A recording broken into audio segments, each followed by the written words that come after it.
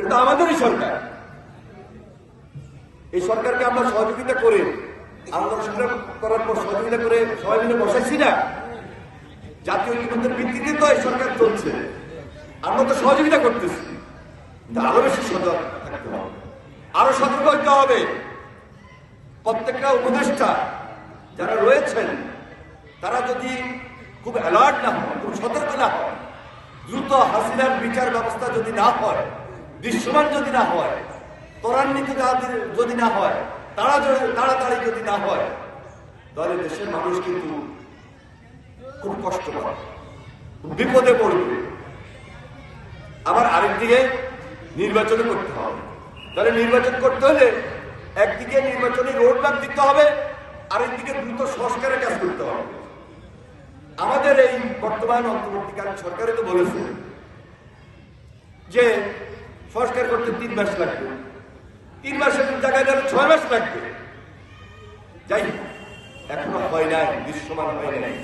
আমরা আশা করছি দ্রুত এই কাজগুলো সম্পন্ন করবেন, কারণ এটা সাময়িক সরকার, অন্তর্বর্তীকালীন সরকার।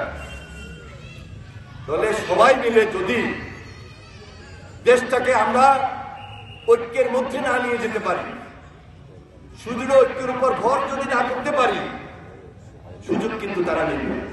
ফ্যাসিস্ট কিন্তু থাবা মারার জন্য বসে আছে, এবং পার্শ্ববর্তী দেশ তারাও কিন্তু ব্যাপকভাবে নাক গলাইতে চায় এবং চেয়েছে। এই জন্য বাংলাদেশের প্রত্যেকটা মানুষ আজকে আমরা মনে করছি এক এবং ঐক্যবদ্ধ থাকতে হবে। এর মধ্যে ফাটল ধরানোর কোন সুযোগ থাকতে পারবে না। যারা ফাটল ধরাতে চায়, এখনো আমরা মনে করি এখান থেকে পিছপা হয়ে যাবেন। বাংলাদেশ নির্মাণের ক্ষেত্রে, বাংলাদেশ সুন্দর বাংলাদেশ গড়ার ক্ষেত্রে কোন ফাটল থাকবে 5 তারিখের পরে আমরা বিশ্বাস করি না। কারণ আমাদের শ্রম, আমাদের ঘাম, আমাদের ত্যাগ, আমাদের গত 17 বছরে সাধারণ মানুষ, নেতা কর্মী, রাজনৈতিক দল যেভাবে আত্মহত্যা দিয়েছে, গুম খুনের শিকার হয়েছে, সর্বশেষ জুলাই আন্দোলনে যেভাবে শহীদ হয়েছে, এই ত্যাগ বৃথা যাবে না। এখনো রক্তের দাগ শুকায় নাই, এখনো রক্তের দাগ শুকায় নাই। সুতরাং খুনির বিচার খুব জরুরি, খুব দ্রুত সময়ের মধ্যে খুনির বিচার হইতে হবে। হাসিনার দোষরদের বিচার হইতে হবে, হাসিনার বিচার হইতে হবে। দৃশ্যমান দেখতে চাই, তাড়াতাড়ি দেখতে চাই। আমাদের মাননীয় উপদেষ্টাগণ, আমরা আশা করছি যে এই ব্যাপারে বিশেষভাবে নজর দিবেন, খুব বেশি বেশি অ্যাক্টিভ থাকবেন।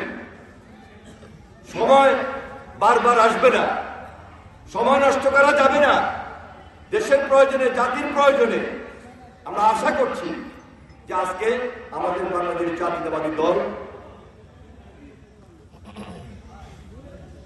যে দায়িত্ব নিয়ে সামনে এগিয়ে যাচ্ছে, এই দায়িত্বের ভিত্তিতে আমাদের ভারপ্রাপ্ত চেয়ারম্যান জনাব তারেক রহমানের হাতকে আমরা শক্তিশালী করব, দেশনেত্রী বেগম খালেদা জিয়ার হাতকে শক্তিশালী করব, এবং আগামীর বাংলাদেশটা সুন্দর হবে। আগামীর বাংলাদেশটা সবাই মিলে ঐক্যবদ্ধ রাখবো।